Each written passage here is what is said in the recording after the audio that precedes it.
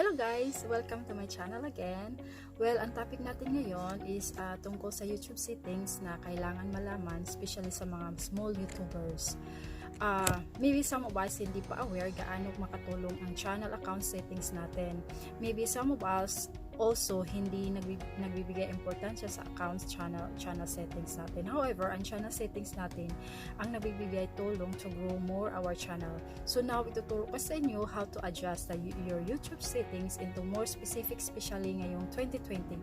So to adjust your settings or any cell phone or iOS or PC. Kasi applicable ito sa lahat ng mga YouTubers nowadays. So before we formally start, please be sure nakasubscribe ka na at pindutin ang notification bell para ma-updated ka sa mga uploaded videos natin. So without further ado, so let's start.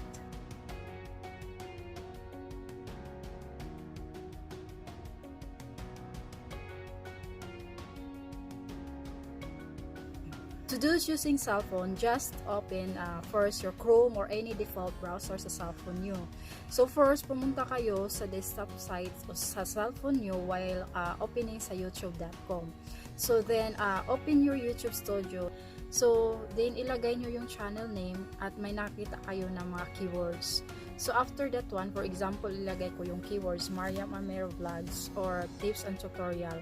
So another way yan ng paano dumami din ng subscribers nyo. So, pwede rin ninyong ilagay into Tagalog version or English version. It's up to you guys. So, bakit kailangan lagyan ng keywords ang channel natin?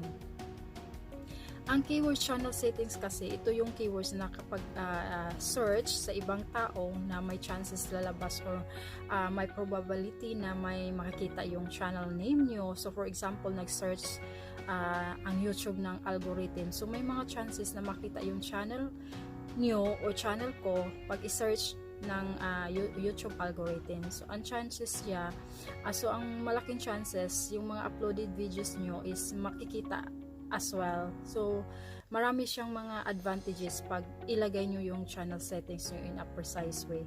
So, bakit nilagyan ko din ng channel name ko sa keywords ko? Kasi, mas searchable siya at dapat if ano ang correct na nakalagay sa channel name ko, ganun din ang paglagay ko sa keywords ko. Nilagyan ko siya ng 2 options ng name ko kasi minsan, pag nagta-type tayo, may typographical error siya, at least may chances pa rin nalalabas ang channel ko.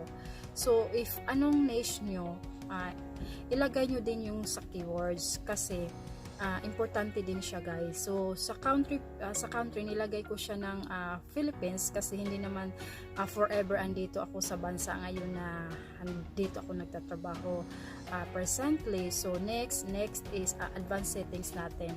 So, ilagay nyo lang na no, set this channel made for kids. Pero yung channel content nyo is not for kids. So, ilagay nyo din not for kids. For me kasi is automatic na kasi siniset ko siya na channel not made for kids. Why do we need natin iseset ang ganitong advanced settings? Yung YouTube kasi, i-filter niya yung video natin if dapat ba siya sa pangbata or for adults only, at para na rin sa protection sa mga bata na hindi suit sa kanila kasi madami na nowadays magaling na mag-surf sa mga YouTube. So, may 3 tayong specification sa YouTube. I-filter niya yung video na gawa ng bata at video na hindi gawa ng bata. So, take note, pwede nyo isi-set constantly yung settings nyo. So, kung ang channel,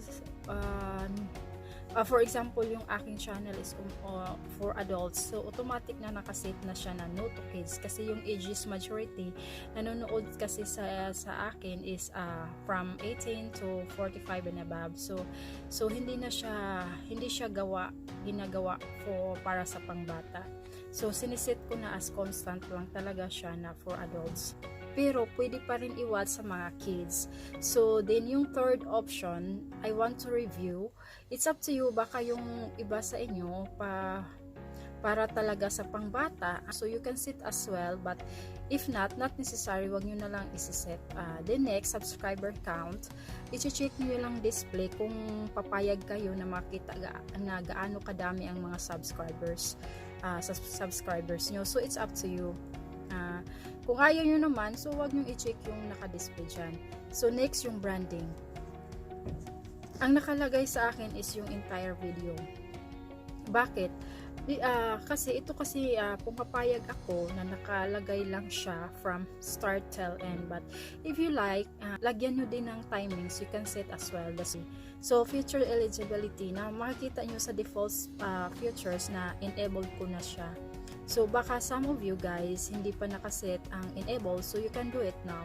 So future phone verification enable na rin ako. So yung mga iba na hindi pa naka-enable, so you can do it now. I-connect muna natin yung contact number sa YouTube para ma-adjust or ma-set nyo ang enabled nyo. So next, yung uploaded defaults. Makita nyo sa title na may channel name, so depende na sa inyo guys. Description. So nilagyan ko siya ng vlog title. So nilagyan ko din ng mga suggested length videos. So it's up to you kung gusto nyo i-link sa other videos nyo, ilagay nyo down parts na easy to lang siya, tawag nito, i-click sa mga tao na ito palang next videos niya or mga videos past and present videos niya. So pwede nyo i-link guys. So then I added as well my social media accounts. So email account ko, so in any business proposal, at least easy to them to send me an email as well. So bakit ko siya nilagyan ng mga ganitong information? So easy na lang sa akin, hindi na ako mangarag o hindi na ako ma-stress or double work kasi may nakalagay na doon sa settings. So every upload ng video ko, get na siya ng ganito. So hindi na kayo mapapagod sa paglagay every time. So visibility, nilagyan ko siya ng public para automatic makita siya sa public, hindi na kayo mag-adjust doon. So tags, depende sa video na uploaded nyo. For example, related sa cooking, so ilagay nyo yung tags related sa cooking. And then kung related naman sa tips and tutorials, so ilagay nyo din yun doon sa tags. Next, yung advanced settings. Yung may specification dyan, may standard, kasi yung iba kasi may mga confusion, anong purpose nito, bakit may mga regarding ng mga standard, Creative Commons, attribution, something like that. So kasi yung Creative Commons kasi, ang ibig sabihin ay you are allowing someone na gagamit sa YouTube video mo or kahit sino, so they can use it in any platform. So ang standard license naman is means we have the rights not allowing anyone to use our videos, or pwede tayong mag-claim na tayo ang original gumawa sa mga video natin. So we can implement or pwede nating tawag natin bigyan ng copyright, claim, or strike. So sinong gagamit sa mga video natin. So category, so you can set accordingly. For example, yung uploaded video nyo for gaming or for music, so you can set as well. So video language, ang gamit ko kasi is English, so you can set permanently as English. It's up to you, or you can put as well as Tagalog. So caption verification, be sure you can set as none lang ilagay nyo guys. Yan ang siniset ko. So community attribution, wala akong nilagay. So comments, allow, nilagyan ko siya ng allow, nilagyan ko para may interaction ang mga viewers ko at helpful na rin sa kanila, mariread na nila or mariread ko kung anong mga suggestion or anong mga gusto nilang next video na gusto kong i-vlog, or they can suggest, it's a good interaction also sa mga viewers nyo. Disabled, so yan ang section you are not allowing viewers to share these comments. So ang user, chine-check ko ang user, so user can view.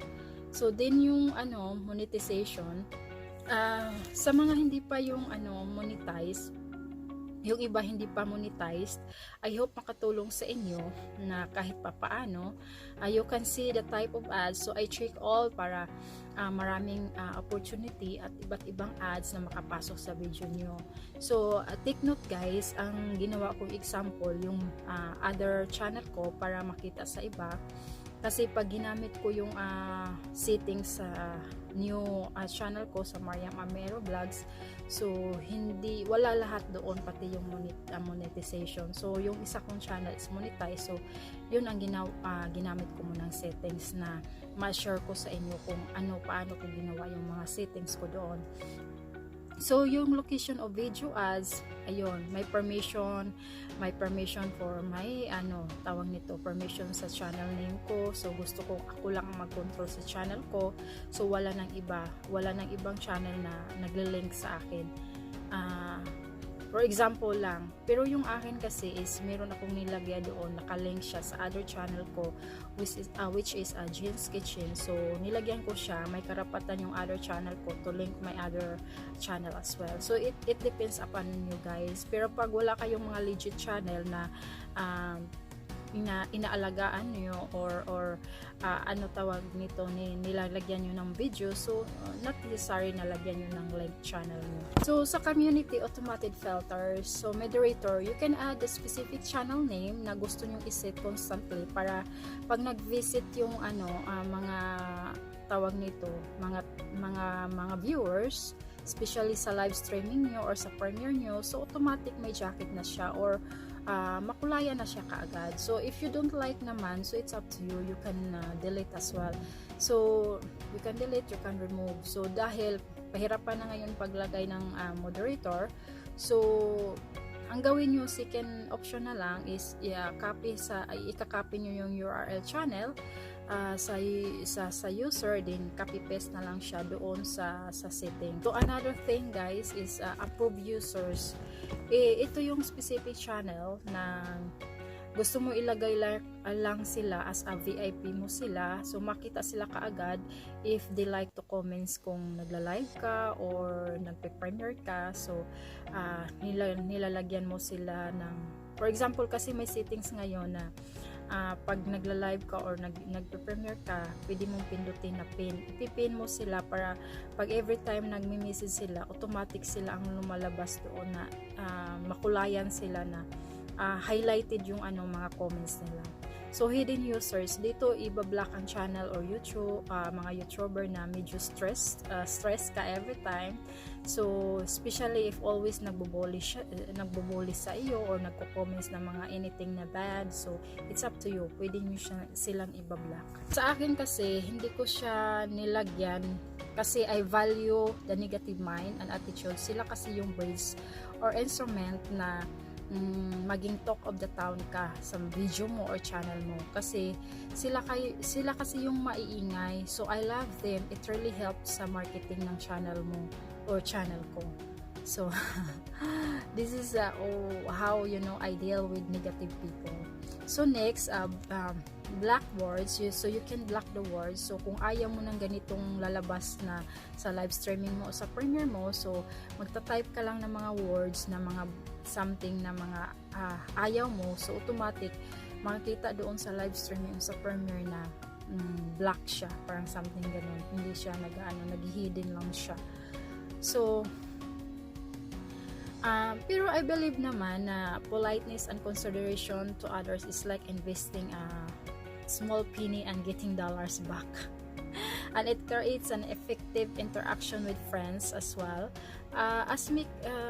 like a good impression on a public platform. So hindi talaga natin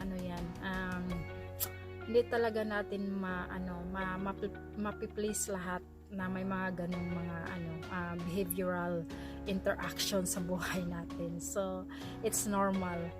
So black links, wala akong channel na binablock kasi as I mentioned lately, I really love negative mind or negative behavior, kasi diyan tayo kumikita sa kanila kasi sila yung maiingay as I told you, as I mentioned lately. So okay lang kasi talk of the town kanila. So ang defaults kasi is message in your live chat. So for me, hindi ko siya siniset kasi hindi naman ako nagla-live streaming. So as it is lang siya guys. Actually guys, I created this video kasi maraming mga nagsimula pa lang na medyo hindi pa gaano aware or konti pala yung ideas nila. So I'm just extending or sharing a bit sa simpleng video na to na makatulong kahit papaano for your YouTube channel or settings. So you can send me as well direct inquiry through my email na nakalagay sa description video ko. So if you like na mag-upload ako ng next video na something naguluhan ka or something, so I can share as well paano nyo i-resolve. So another thing, if maayos ang channel nyo sa settings nyo, mas mabilis yung pag-grow at mabilis rin ang pag-upload ng mga videos nyo. So from time to time, stress-free ka na, hindi na hassle sa pag-upload ng video mo. So before tayo mag-end guys, isa-shoutout ko muna yung mga channels. Shoutout kay Wing Lester Vlogs, kay Nayela TV, kay GP Madrigal, kay Boots Diary, kay Lakbay Walwal, and the rest of my YouTube channel. So much guys for watching. I hope na enjoy nyo at may natutunan din kayo kahit paano. So at maraming salamat sa support. See you guys in my next video. Time nyo that you shared. So love and peace to everyone.